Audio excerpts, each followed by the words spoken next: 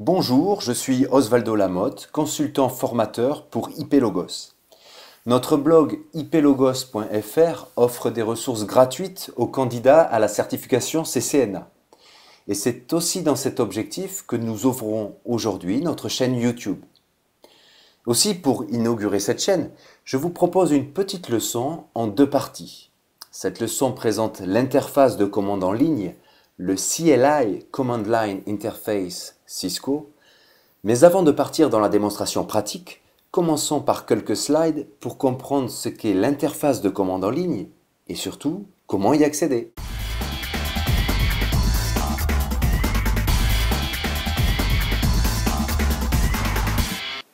Ce que l'on appelle l'interface de commande en ligne, j'ai coutume de faire la comparaison avec ce que nous avons sur un PC qui tourne sur un système d'exploitation Windows. Lorsque je veux pouvoir lancer des commandes directement avec des commandes en ligne, je vais pour cela ouvrir une petite fenêtre, ce qu'on appelle la fenêtre DOS, qui me permettra de lancer des commandes et de voir le retour effectué à la suite de ces commandes. Ici, je n'ai pas de clavier et je n'ai pas d'écran pour pouvoir directement communiquer avec mon équipement Cisco. Donc pour cela, nous allons utiliser un protocole que nous appelons le protocole RS232, qui est un protocole série qui est devenu historique. Et nous allons pouvoir échanger des informations avec l'équipement. Je vais pouvoir lui envoyer des informations, notamment des caractères, et il pourra me retourner des caractères. Exactement comme je le fais finalement dans une fenêtre DOS de Windows. Je tape une commande, il me renvoie des informations, et ces échanges d'informations se font par caractère ASCII. Ici, comme on n'a pas d'environnement écran-clavier, nous allons remplacer ça en déportant finalement l'environnement clavier-écran sur un système tierce que vous avez ici à votre droite, ici sur la représentation. Vous avez donc un PC qui va pouvoir être utilisé pour l'affichage, mais aussi pour rentrer les informations dans le clavier. Et donc tous les échanges entre le commutateur, en l'occurrence, et notre PC se fait par l'intermédiaire d'un câble qui transporte ces informations en mode ASCII. Ce câble, c'est le fameux câble bleu clair que l'on retrouve régulièrement livré avec les routeurs Cisco. Il est composé d'un côté d'un connecteur RJ45 côté équipement, et nous avons côté PC la célèbre interface série DB9, le port COM, que l'on retrouve malheureusement de moins en moins sur nos PC. Lorsque nous n'avons pas de port COM, nous pourrons remplacer ce port série par un convertisseur USB série que l'on trouve dans le commerce. Ce qui fait donc que nous avons finalement une architecture de raccordement un petit peu plus compliquée, avec, comme vous le voyez ici, le PC. J'ai mon connecteur USB série, d'accord, avec ma DB9. Je raccorde ici mon DB9 avec mon câble bleu clair, j'aurais pu le dessiner bleu clair pour que tout le monde voit bien ce dont il s'agit, à destination finalement de mon connecteur RJ45 que l'on va retrouver du côté de mon commutateur. D'accord, ici j'ai mon commutateur. Et donc j'ai un montage relativement compliqué, qui est un petit peu effectivement obsolète de par les protocoles utilisés et de par les ports matériels utilisés. C'est pourquoi finalement sur la plupart des équipements récents, en tout cas de chez Cisco, on retrouve directement un port USB qui permet d'être raccordé depuis le PC sur un connecteur USB de notre switch, ce qui nous permet d'avoir un accès simplifié à notre commutateur. Donc si nous revenons à notre problématique, nous cherchons à accéder à l'interface de commande en ligne. Nous avons pour ça donc le port console, qui est l'interface que je viens de décrire à l'instant. Nous avons un autre moyen. Malheureusement, les accès à distance par les protocoles Telnet ou SSH nécessitent la pile TCP/IP activée et configurée avec une adresse IP notamment pour pouvoir échanger des informations sur le réseau. Alors, j'ai marqué ici SSH, nous n'en avons pas trop discuté, c'est notre première vidéo, pas encore d'article sur le sujet. Pour ceux qui ne le sauraient pas, SSH c'est l'équivalent sécurisé du Telnet. Il faut savoir que ça fait exactement la même chose, mais nous avons une sécurisation aussi bien en termes d'authentification, d'identification de l'utilisateur et en termes de transport des données. Les informations elles-mêmes, les informations qui sont échangées entre le commutateur et le PC sont entièrement sécurisées et chiffrées. Vous avez devant vous ici, justement, un Catalyst de 1960. Ne rentrons pas dans les détails très matériels, c'est en dehors du programme de la certification CCNA Routing and Switching. Il faut juste savoir que le constructeur Cisco propose différentes gammes de commutateurs. On parle de Catalyst. Le Catalyst identifie généralement le switch que l'on va retrouver dans les entreprises.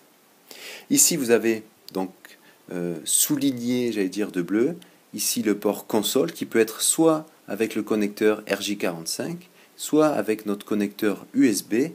On vient de présenter un petit peu la différence, mais l'objectif est strictement identique, c'est de pouvoir échanger des caractères avec le protocole RS232, qu'il soit sur du fil de cuivre classique et le connecteur RJ45, ou qu'il soit accessible via le port USB. Donc, l'objectif de notre port console va être de pouvoir prendre la main, de pouvoir se connecter, de pouvoir échanger des informations avec le commutateur alors qu'il sort du carton, qu'il vient d'être livré par le constructeur ou par votre intégrateur. Donc il est dans un environnement, dans une configuration vierge. Il faut donc pour cela se connecter par le port console pour pouvoir entrer les informations minimales et ensuite permettre son exploitation sur le réseau et éventuellement son paramétrage à distance. Donc finalement, l'accès en port console sur notre switch va se faire en utilisant le port console RJ45 ou USB. En l'occurrence, j'utilise le port RJ45 pour la démonstration qui va suivre. Et je suis raccordé donc sur mon PC, c'est-à-dire, enfin plus exactement sur mon MacBook, par l'intermédiaire d'un convertisseur USB série qui me permet d'utiliser le câble bleu clair qui est fourni par Cisco pour accéder donc à l'interface console. L'objectif, c'est de émuler un terminal que l'on appelle VT100, qui est un terminal peu intelligent disponible il y a quelques années. Et donc nous n'avons pas réellement utilisé un terminal VT100, mais nous allons émuler ce terminal.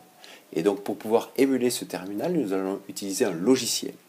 La plupart des logiciels disponibles sur le marché offrent différentes fonctionnalités. Je vous propose éventuellement, pour vous qui débutez dans le monde du réseau, d'utiliser un émulateur de terminal gratuit, libre de droit. C'est le logiciel PuTTY, P-U-T-Y. Vous trouverez très facilement la possibilité de télécharger l'exécutable directement depuis l'Internet. www.putty.org. En tout cas, une recherche Google vous aidera à trouver exactement le lien pour le téléchargement. Donc nous allons émuler un terminal VT100 et nous cherchons à communiquer en utilisant le protocole série entre le port console qui est disponible sur le switch et notre PC. Donc il faut configurer les attributs de communication sur ce protocole.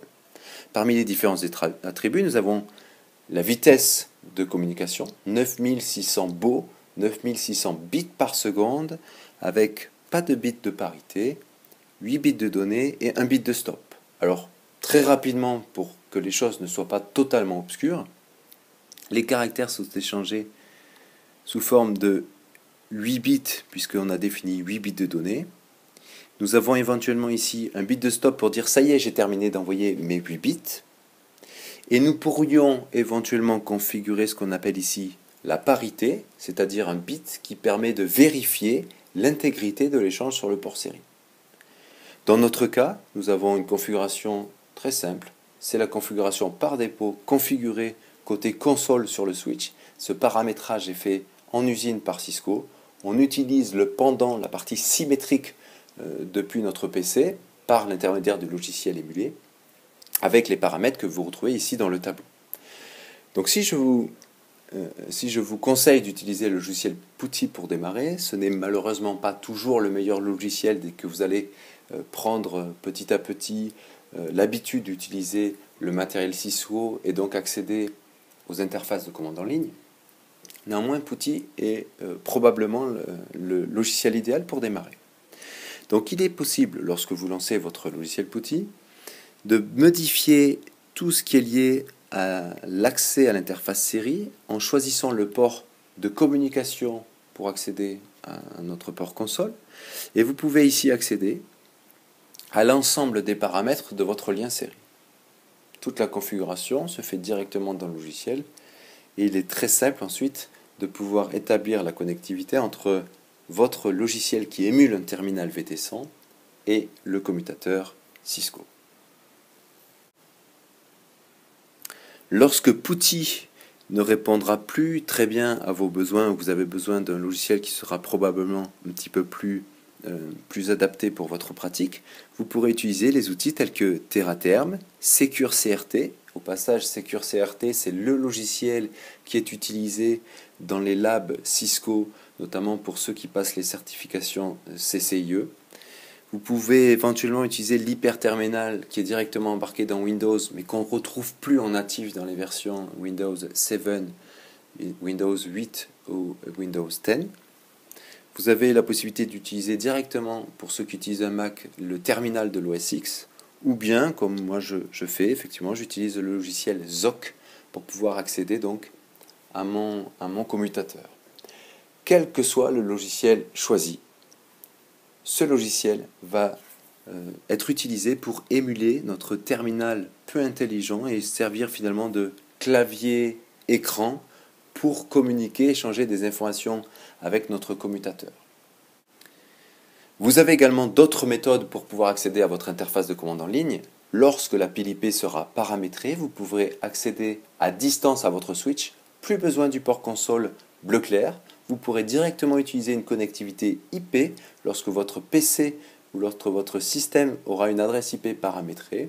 Vous pourrez donc échanger des informations soit par le protocole Telnet, comme je vous l'ai indiqué dans le premier point de ce slide. Malheureusement, le Telnet est un petit peu désuet, puisqu'on va toujours venir y remplacer et préférer un protocole sécurisé comme les SSH. SSH, un Telnet sécurisé, SSH voulant dire Secure Shell, l'accès sécurisé au shell, l'interface de commande en ligne. Voilà, c'est tout pour la présentation des aspects théoriques avec ces quelques slides. La suite est déjà en ligne sur notre chaîne YouTube. Je ne peux que vous encourager à venir regarder la démonstration pratique de l'accès à l'interface console. A tout de suite!